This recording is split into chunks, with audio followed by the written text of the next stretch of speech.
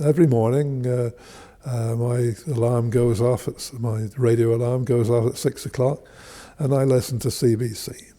And on this particular day, a lady was being interviewed, and Bob Scott, she was an alderman at Calgary alderman, and she was explaining the problems with women being turned away from these emergency shelters. Looking after women and their children who'd have come from a domestic violence situation, and there just wasn't room for them.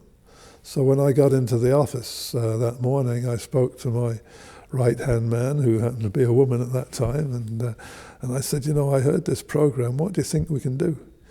Is there anything we can do? And so at that time, we also had a lady here named Joanna New, who was doing an educational program funded by the federal government, and she was conducting it in our facility, teaching people to be a personal care aide and things like that.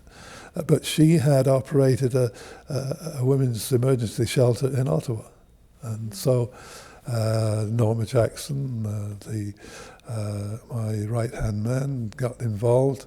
I got her involved, and then they got other meetings together and got meetings with the directors of the various emergency shelters. And anyway, eventually, out of all of this, we created a centre downtown where we look after now about 22 or 3 women and their families and their children coming from a domestic violence situation.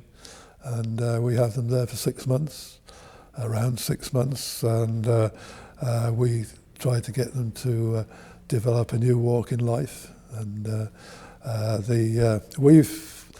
with that program that we have now, we've got a little better than 90% success. And the way I judge the success is, first of all, that they don't go back to their abusive partner. Secondly, that they have a new place to live. And thirdly, that they can manage on their own.